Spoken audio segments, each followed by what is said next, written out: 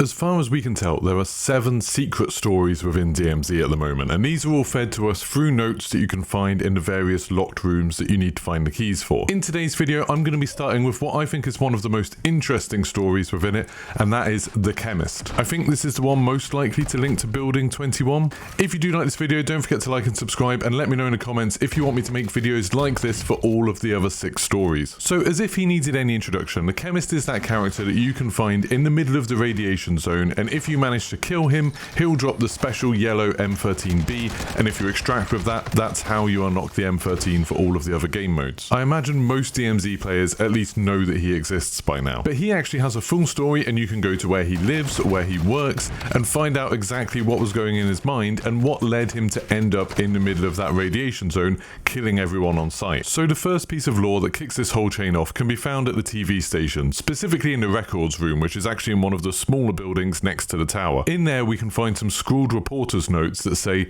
radio chatter of some rogue Alcatala scientist in the area. Could this be the operative known as the Chemist? Rumour was he died in one of his experiments. Source X gave me the address for his lab, home, something. Need to investigate, need to be careful. So straight away from this first note, we can tell that the Chemist works for Alcatala, and apparently he went rogue, so he wasn't doing what Alcatala wanted him to do, but no one knows whether he's alive or dead. So they want to go investigate his home or his apartment, and you actually get the key to the South Zaya scientist apartment. So the next step of this is up on the Zaya Observatory. Towards the south of the whole installation, you'll see an apartment building. That's where the Chemist's apartment is. So in there, you can find a meticulously written journal written by the Chemist himself. His journal reads, Entry 1. They do not understand me. They do not understand what this can do. They think this is a game, but it is not. I'm so close to understanding how it expands, how it spreads. I'm going to ask for formal authorization to run my experiments. Entry 4. My inquiry was rejected. I need to take matters into my own hands. I'm recruiting a group to help me. We will go into the radiation ourselves. I need to run some more tests in the old lab to make sure we're on the right track. Entry 5. Code 1921BRN plus 7SLN9. Make sure to wait 10 seconds. So now things are getting interesting. We can find out that the Chemist definitely wanted to investigate the radiation and how it spreads. He doesn't seem to necessarily be the cause of the radiation, but he's trying to work out what's going on, and he's recruited a group to go in with him. Now it says it needs to run some more tests in the old lab, and this is actually another building. It's the radar dome within the Zaya Observatory, and you get a key for that one. There's also a code at the bottom of this, and I think these codes are really interesting. There's a bunch of these in the notes, and I still think they're going to be used for something. Maybe it's just meant to be like, oh, the key we get to Zaya Radar Dome, actually he's given us a code, but they haven't put a way to enter a code in the game. Maybe that's what's going on there. Or maybe at some point we're going to get somewhere where we can put codes in. So maybe that'll be part of Building 21, or maybe there's some kind of website that we haven't found yet where we can enter this stuff. I'm hoping that's the case, but I haven't found anything yet. There's also an interesting bit here where it says make sure to wait 10 seconds. So if we go to the next area, which is the Zaya Radar Dome, which is just that kind of brown ruined dome that's much further north in Zaya Observatory, we can open that up using the key that we just found in his apartment. But sometimes when you go in here, you'll be able to find an extra key, and sometimes you won't. Now at first I thought that was just a bug, but I'm wondering if you're meant to open the door first and then wait 10 seconds before you go in to spawn the key. Maybe that's what's going on there. I need to do a bit more testing with that, but I don't have any more of these keys, so I can't do it right now. If anyone else gets the key for the Zaya Radar Dome, try opening the door, then waiting 10 seconds, and then go in and see if the next key spawns for you on the table. I'd be really interested to hear whether that works or not. Or maybe it is just a bug. I mean, we did have a bug where we couldn't get through the door. We had to like dive through the door to get in, which was a bit weird. So once you do get into the Zaya Radar Dome, there's another journal in here, and it says meticulously written journal. Entry 10. Ambient air here is perfect for this test today. Administering microdose again. Lack of available test subject is troubling. Need to consider other options. Entry 11. I've decided to administer the microdose to myself. Exposure via microdose is perfect for this. I may even be able to build up a temporary immunity. Further experiments are required. So if you do manage to get the key to spawn in the Zaya Radar Dome, then you'll find a key to Bank of Adal top floor, which is a strange location, but that's where it goes to.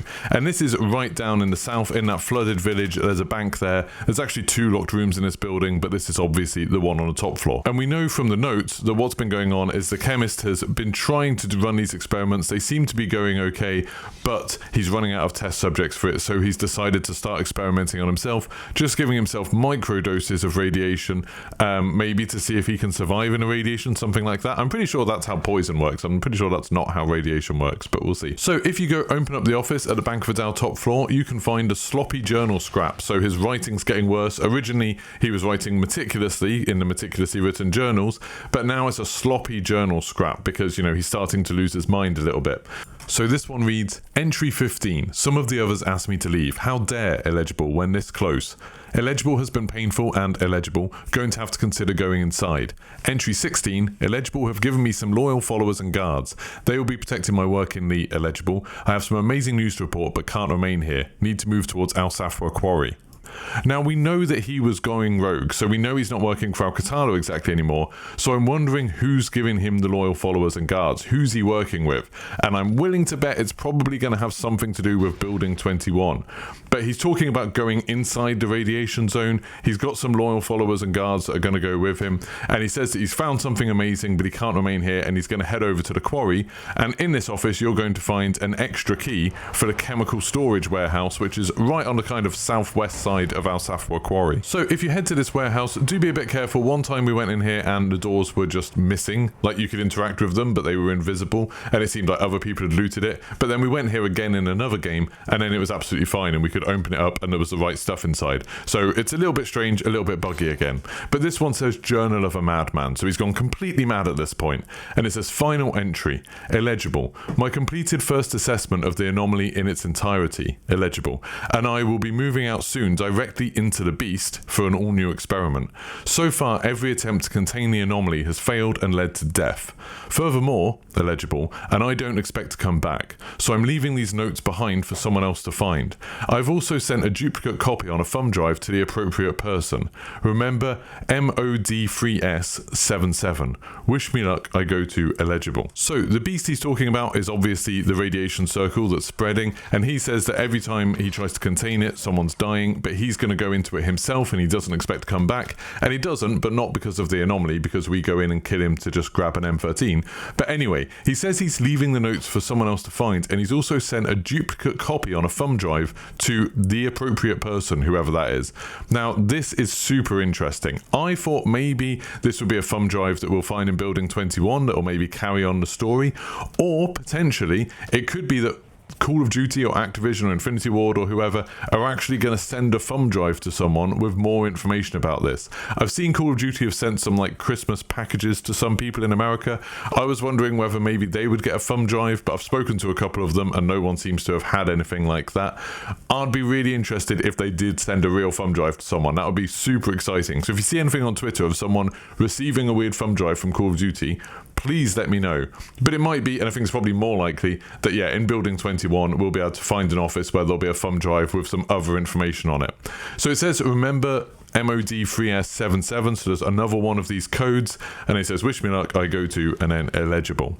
So these codes are really interesting. We've got two codes from the Chemist thing, and we know that the Chemist was basically studying the radiation, trying to find ways to contain it, couldn't do it, but he has found something else amazing. There's something else interesting in this, and we don't know what it is. So I'm hoping this story will continue once we find out Building 21, and I'm really hoping, like I said, it will lead to some kind of external website, some kind of little ARG or something.